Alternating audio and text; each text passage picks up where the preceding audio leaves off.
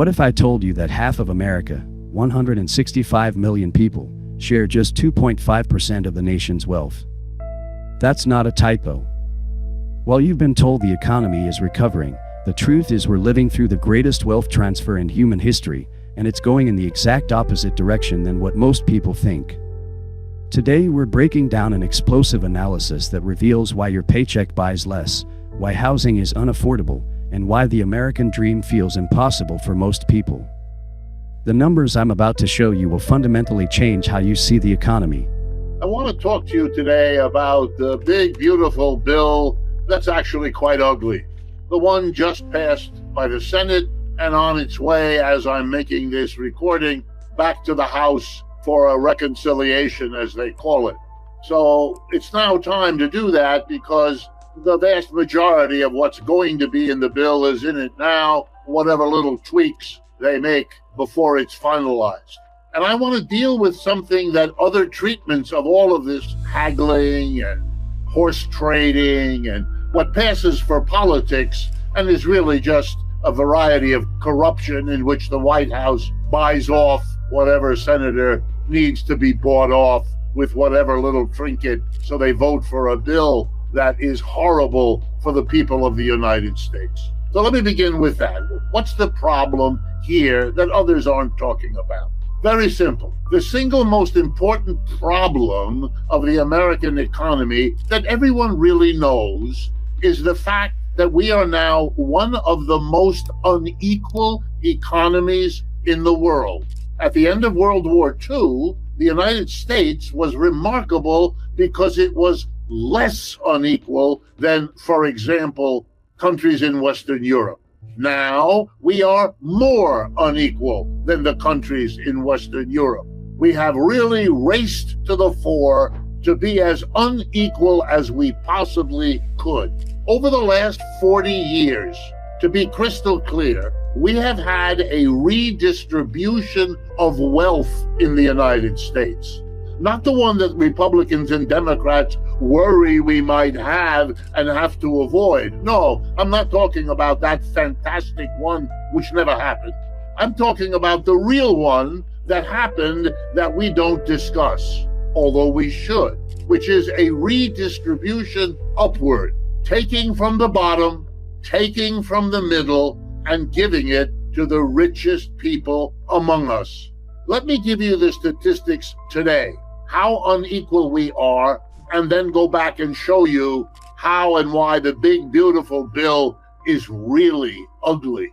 All right, I'm going to start with the bottom half of the American people. The bottom half. We are a country of 330 million, so I am talking about 165 million Americans, half our people. Together, the bottom half have today 2.5% of the wealth in this country. That's what they own. 50% of the people have to get along by sharing 2.5% of the wealth. Try to get your head around that, and you will understand what it means when people tell you that half of Americans are poor, because that's the truth. Not the make-believe, not the fakery, the truth. Now let's take the next 40% of the people. They're richer, they have more than the bottom half, but less than the top 10%. So we've talked about the bottom half, 50%, now the next 40%, what you might call the middle of the United States. How much wealth do the middle of the United States enjoy? 30%. Notice, less than their share of the population. If the bottom half get only 2.5%, and the middle, so we're now talking about the 90% of our people out of 330 million, they get 30%. That leaves the remaining amount. 2/3 of the income of this country is in the hands of the top 10% of our people. That is extremely unequal. You could never dream of a democracy, one person, one vote, if you take 90% of the people and tell them you live on 1/3 of the income we all together produce, and we give the top 10% the other 2/3.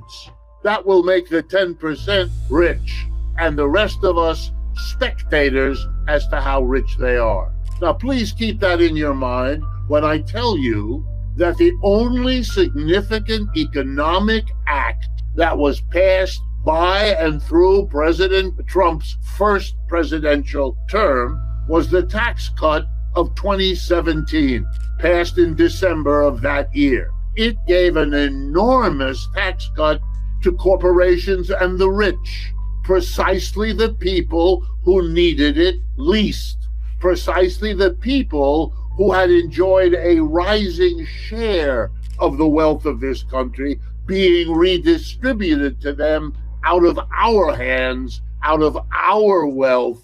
They didn't need it, but Mr. Trump gave it to them anyway. And that's the secret to why we have a second Mr. Trump presidency, because they were so happy with what he did for them in December of 2017 that they brought him back for another term, and he just delivered the same tax cut to them again. He extended the one from 2017, and he added a bunch of extra goodies for them. He will, by this bill, which is admitted by the Republicans, those who have half a brain at all, even they understand it, this will make inequality worse, just like his first tax cut for them did.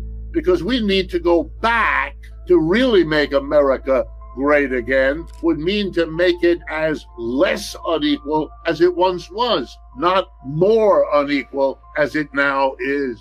But Mr. Trump won't tell you that, because he's, as you might have noticed, among the people at the top. And he's loyal to them. Not to you necessarily, you who voted him in, but to the people who put him in, and that's different. We are making our society a society of extreme inequality. And history teaches us, if it teaches us anything, that in the long run, as masses of people understand the inequality imposed on them and what it costs them in careers they can't have, in jobs they can't get, in income they can't enjoy, in promotions denied to them, as it becomes clear that that's what an unequal society produces, they will not tolerate it. And then the bad news comes as the people at the top realize that the long-term payoff to taking more than a fair share is you lose it all. It's happened over and over again.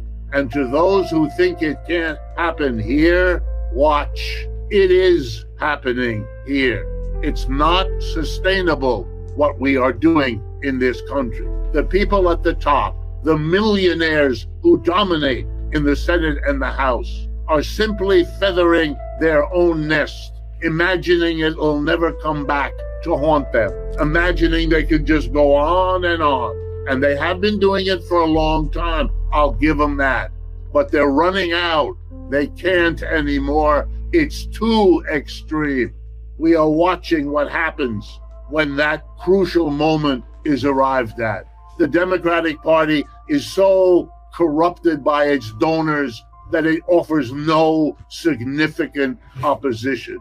In France, twice in recent years, the government tried to do the kind of step towards inequality we're doing here. And both times, the French people did the same thing.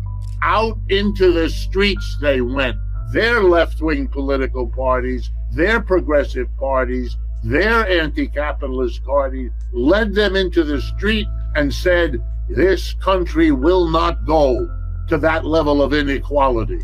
And let me remind you, for those who may not know, in France, the law is once you graduate from high school or college and you take a job, the law requires your employer to give you 5 weeks of fully paid vacation every year. You get that? The next time you hear an American politician say, we're the greatest country, Remember what I just told you.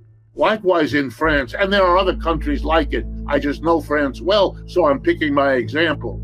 You're covered with health insurance from the day you are born to the day you die. Anything that happens to you, the government covers the cost of your medical care. It's a right you have as a citizen. Depend on whether you have a job or what job you have or what your employer is or isn't willing to give you as medical coverage. None of that. It's your right, and you get it as a matter of right.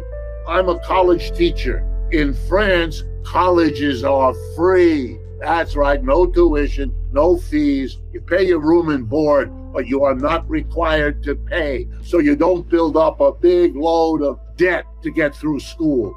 That's all burdensome because we're not allowing that. We want a society in which the rich pay a big share of their wealth to have a decent society, and not one that's falling apart because they want to keep the lion's share, as I've just told you, of the society's wealth.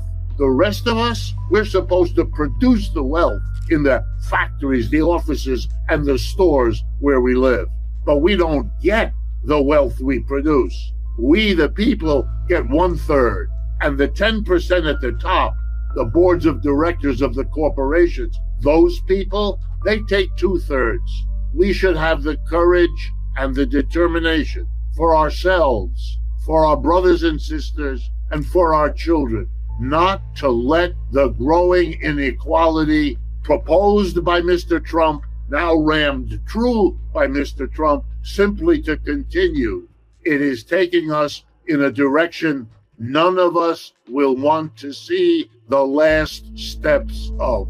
If presentations like this strike you as valuable, as part of the national conversation, or what should be the national conversation, the notion that the way you organize the production in a society is by the juxtaposition of employer and employee within the market framework, out of which you generate then exploitation, the appropriation of surplus, its distribution, and a society based on that organization. That has not yet been, in my judgment, at all basically challenged, not by the People's Republic of China and not by the BRICS as a collective. What they have challenged is the economic dominance of the West, of the United States, but of the G7, that is the United States, Canada, Japan, Britain, France, Italy, and Germany. That is gone. I do not think we will ever see that again, and it marks the decline of Europe and the American offshoot of Europe that is historic, and that will play out in ways we haven't even begun to appreciate because we haven't seen it, or we don't yet know what it is we are seeing. But of the fundamentality of that, with the qualification that the employer-employee structure, which is what I understand capitalism's core to be, that remains to be challenged, and whether and how the BRICS do that is at this point, in my view, an open question. If I understand Professor Patnaik correctly, if there's no fundamental challenge to the employer-employee relationship, to what for me is the core class structure of capitalism, then it isn't so surprising that in the political system, you likewise get decision-making made by a very small group of people at the top of these societies, often involving immense social risk to the mass of the population, including dying from bombing and warfare and all the rest of it. And yet that's the premise of the international system, and BRICS doesn't seem to change that all that much. It changes who plays the role. The desire for inclusion is the statement by the elites in the BRICS countries that they no longer be subordinated to those in the West. And I agree, that's an enormous step that, is momentous in many ways we haven't yet seen. But I see a link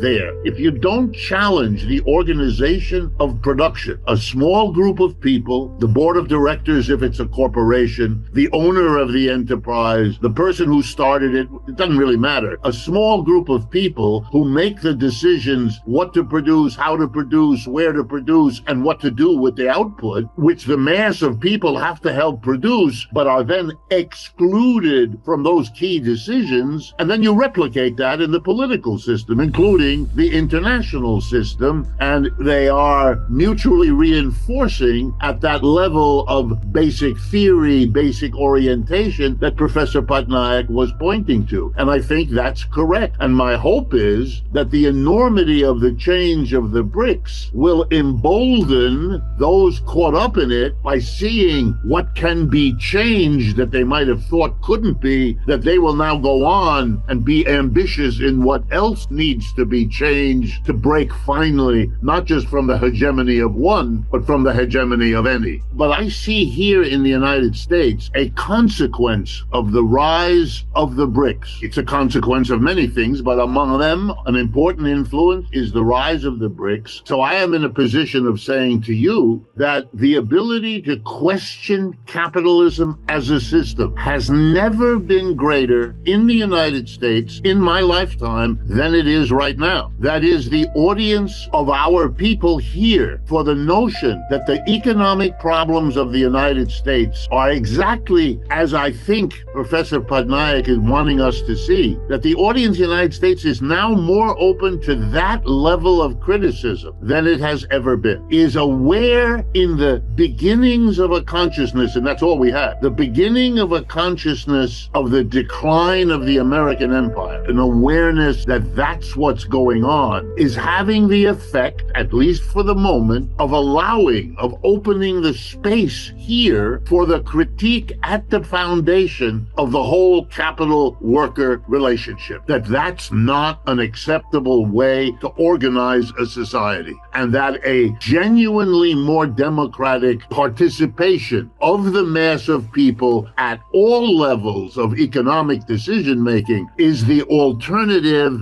that interests people. I am surprised that I can say that to you at this point, but I can. I'm overjoyed by it. I don't deny it for a minute. But there is a process, at least here, in which the rise of the People's Republic of China, the rise of the BRICS, and the effect it has on limiting the hegemon's ability to do what the hegemon wants, and that we see it as a nation more and more, has opened the space to do exactly what Professor Patnaik wishes to see more of, as I do too, but it is underway here. I cannot tell you if it will survive. I cannot tell you if it will last and spread, but for the moment, it's extraordinary. I can give an illustration. I'm in touch with people from a number of African countries, and in those African countries, I have noticed over recent years that the existence of the BRICS and of China, and this is in countries that have not yet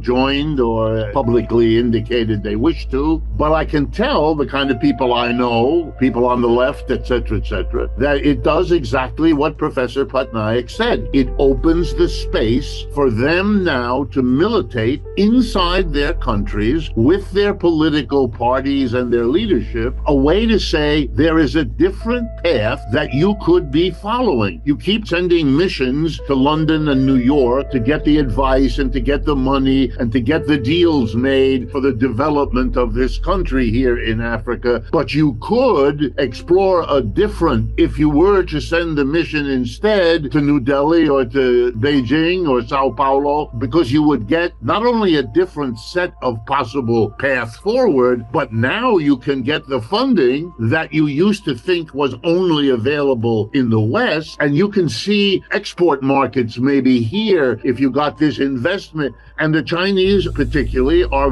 willing repeatedly to make such arrangements. It is changing the politics inside African countries, and my guess is more broadly than that. Part of the reason I think we are talking about the BRICS is that they are an element of what is opening everything up, with all the qualifications and the criticisms which are appropriate and should be directed at the BRICS, no question. Their heterogeneity, their willingness to accept most of the rules of the game, their disinterest in fundamental criticisms of the existing economic system, all of that, but is a factor that opens up. Let me give you a couple of others. Yes, the universities are doing in the West what they have always done. But then again, two things. One, I am a product of the Western university. I am, in fact, a product of the elite ones here in this country that I went to school at, where I was taught, half of my professors are Nobel Prize winning economists. They tried very hard to persuade all of us that capitalism was the ultimate achievement of the human race. And they failed. And not just with me. They failed. There's a consistent number of us for whom this did not work. Well, I still teach. I still teach at the New School University in New York City that you may know of, which is a little bit different university, but yet not fundamentally different at all. Now, in this situation, I've noticed the following. My students, in huge numbers, are deeply upset by what is going on in Gaza, deeply upset by the Israeli behavior since October of 23, and are questioning not only Israel, but are questioning the United States as the basic sole backer of Israel, and trying to understand what it means. And this is as true of Jewish students as of non-Jewish students. And the attempt of the government under both Biden and Trump to destroy, to crush, to arrest, to imprison people, deporting them and so on, in order to keep the opposition down, and yet a polling which indicates majority of Americans do not support Israel. This has the same effect. Let me be a little daring. I think that these and other aspects of the decline of American empire hegemony are coming together to open an ever wider base and an ever deepening base for the kinds of criticisms that Professor Patnaik and I have been spending a lifetime trying to develop and to disperse in our relative communities. And so you get from me an optimism that I have not felt before, and that has been slow to emerge, but is now a very strong sense of what is going on. For the first time in my life as an academic here in the United States, the debate among my colleagues has shifted. The age-old debate, which is the unspeakably boring conversation about whether a little more government or a little less government is the good thing or the bad thing, whether you should be a Keynesian or a neoclassical, as if that were what we ought to be debating, is looking as lame and weird and off the mark as it always was. And when I introduce, we could be discussing hierarchically organized production system, capitalism, with a horizontally organized worker cooperative alternative organization of production, they all look at me and say, well, haven't that been debated? And I smile and I allow a moment to pass, and then I say to them, never in my education did any professor, with one exception, when I was a student of Paul Baran's in Stanford many years ago, he introduced during the semester that question. But never before and never since, in all the elite in the universities I spent my life, did anybody think this was an interesting question. Now I have opportunities to make that the interesting question on a scale I've never seen before, and I think that is in part thanks to China and the BRICS, and I want to acknowledge that. If you look at the distribution of wealth and income in this country, we became much less unequal in the Great Depression of the 1930s.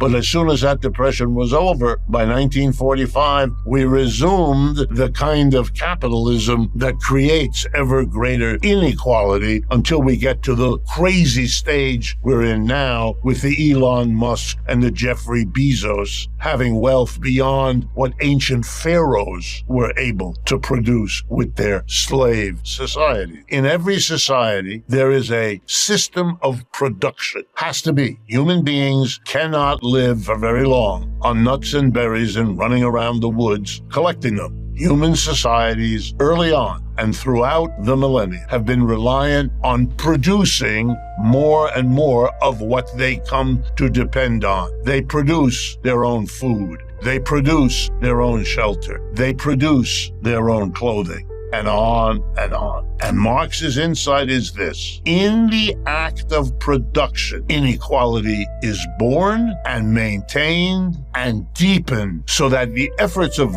good people to go in a direction of equality and fraternity and justice and democracy are frustrated. At best, they achieve them, but they don't last. The way you organize production is the way modern society has frustrated the effort to produce liberty, equality, fraternity, and democracy. Slogans of the French and American revolutions that produced capitalism in that part of the world. Every society, Marx says, of human beings involves setting some of those people to work, to use their brains and their muscles to transform something they find in nature so that it is better and more useful to human beings. To discover in nature the thing we call a sheep, in order to figure out, which humans did, that you can cut the hair off of a sheep and it is transformable by human labor into wool. And wool can keep us warm at night, wool can clothe our bodies during the day,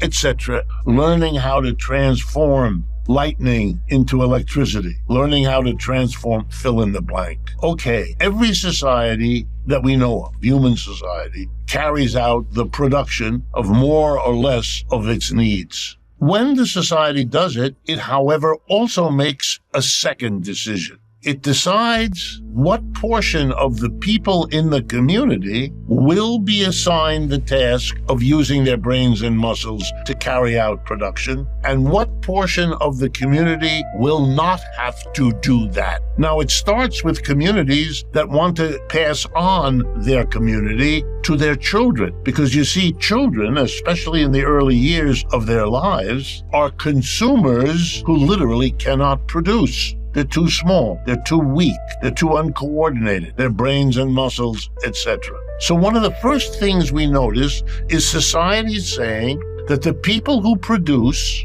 must always produce more than they themselves consume in order, what? To leave over an extra, a surplus, that can be used, for example, to feed the children. Otherwise, you won't have children becoming adults. They will die. Societies understand that we have to organize who does what, who bakes the bread, who makes the shirts, who cooks the meals, who, but we also have to do it in such a way that we produce a surplus. That those who work, not everybody, the children, for example, don't, must produce a surplus. They must produce more than they themselves consume in order to sustain others. And now you can see how Marx begins to think. We might also, and that's what slavery begins, have a situation where we say some people, not just children, some adults, are going to be free from using their brains and muscles to produce the food, the clothing, the shelter we all depend on. And who are they in slavery? We know, you know, the masters. They don't have to. They can live in a great house, consume wonderful meals, wear fantastic outfits, and live the life of Riley because other people are producing so much that we can feed and clothe and shelter them, the slaves, and still have such an enormous surplus that we can take care of the children and also a community of adult masters. And then Marx says, that's how slavery works. The masters, being in charge, keep down what the slaves get to consume. They make the slaves work as hard as possible, produce as much as possible, but take for themselves the minimum. And they'll sustain a group of people who don't do work and give them big sticks and call them the military, whose job it is to beat up on the slaves to make sure they work very hard and keep a minimum of what they produce. Why? Because that brings the biggest surplus for the most magnificent life for the master. And it turns out, Marx says, that getting rid of slavery is possible. We know that there were revolts against slaves wherever they existed, and that they eventually succeeded in overthrowing slavery, whether it was in ancient Rome or the American South in the Civil War or many, many other examples. But what they put in place of the slavery, often feudalism, turns out made people free. No more slaves in feudalism. The serf wasn't the property of the lord. So it changed. But here's what didn't change. You organized production with a small group of people at the top, not masters, because they're gone, but lords, not slaves, because they're gone, serfs. And guess what? The lords used their wealth that they got from taking the surplus produced by serfs to make the serfs work harder and faster, to make them do so at a lower wage or a lower share of the produce. They did a lot similar to what the slave masters did, but it's a different system, but one that couldn't realize the dream of the slave, which was to be free, the dream of all those who wanted liberty, equality, fraternity, freedom, and democracy. And when feudalism blew up because the serfs wouldn't tolerate it anymore, you had a transition to capitalism. No more slave, no more serf, no more master, no more lord. What you had instead was employee, employer. And guess what? The employees found their wages and their income pressed down, just like the slave and the serf. And the employers accumulated incredible wealth, just like the masters and the lords. Why? Because you had a production system in which some people produced a surplus that they delivered to other people. Therein lies the durability of inequality. Those people who get a disproportionate share use it to keep it. Those denied the fruits of their labor find themselves forever compelled to produce surpluses for the other. The working people today have to go to work to live. At work, they produce a surplus. It shows up as the profits of enterprise. The capitalists get the profits. You probably noticed that. They get the dividends. 4 times a year, an envelope arrives with the dividend. You own shares of this or that capitalist company. You don't do anything there. You don't work there. You just own the shit. You're wealthy, and because you're wealthy, you get more wealth. Whereas the worker, because they don't have any of that property, because they're not an employer, are stuck with earning enough to kind of keep themselves alive. Why? Because the employer needs them to be alive and working, otherwise you won't get the surplus that they produce. All human societies are class divided. And by class, he means those who work and produce a surplus versus those who just gather the surplus into their hands. On one side, slaves, serfs, and employees like you and me. And on the other hand, masters, lords, and employers, like Elon Musk. And the gap gets wider. Employers in the United States, according to the U.S. Census, are 3% of our population. The richest 10% of our people own 80% of the shares of stock of American enterprises. Okay, we know what we got. But to change that, to get equality and democracy, we have to change the system of production. No more factory, office, store run by a tiny handful of people who, of course, use their power to get rich, just like they use their wealth to get power. To keep this system going is to frustrate the desire for liberty, equality, and democracy. Or to say the same thing in the words Marx used, the problem is capitalism. The problem is the system that organizes production in this fundamentally wrong-headed way. Wrong because it is the opposite of egalitarian or democratic. Here's what this all means for you, right now, today. We're living through the most extreme wealth inequality in American history, and it's not an accident, it's by design. The system is working exactly as intended for the people who control it. But here's the thing, this level of inequality is historically unprecedented and unsustainable. For investors and anyone trying to build wealth, this creates both massive risks and opportunities. On the risk side, extreme inequality leads to social instability, political upheaval, and economic volatility. When 90% of people are fighting over scraps while 10% control everything, that's not a recipe for long-term stability. We're already seeing this play out in politics, with increasing polarization and social unrest. But there are also opportunities. Understanding how wealth concentration works can help you position yourself better. The wealthy don't just save more money, they own assets that appreciate and generate income. They own businesses, real estate, stocks, bonds, things that make money while they sleep. Meanwhile, working people trade time for money, which is inherently limited. The biggest insight here is that individual solutions won't fix systemic problems. You can budget perfectly, invest wisely, and work 80 hours a week, but if the system is designed to concentrate wealth at the top, most people will still struggle. This doesn't mean you shouldn't try to build wealth. It means you need to understand the game you're playing. The comparison to France is crucial because it shows that extreme inequality isn't inevitable.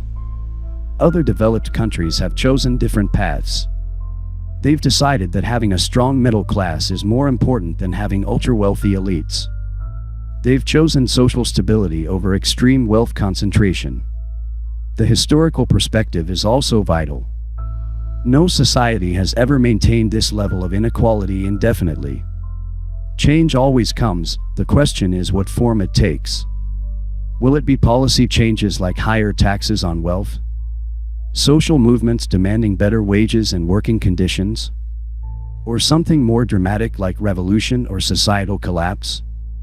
For the average person watching this, the takeaway shouldn't be despair, it should be understanding. Once you see how the system actually works, you can make better decisions about your money, your career, and your future. You can stop blaming yourself for struggling in a system designed to make you struggle. You can start thinking about wealth-building strategies that account for how wealth actually flows in our economy. The bottom line is this: we're not just dealing with normal economic cycles or temporary problems. We're dealing with a fundamental shift in how wealth is distributed in society. The sooner you understand this, the better positioned you'll be to navigate what's coming next. Because whether you're investing, choosing a career, or just trying to build a secure future, you need to understand the game you're actually playing, not the one you think you're playing.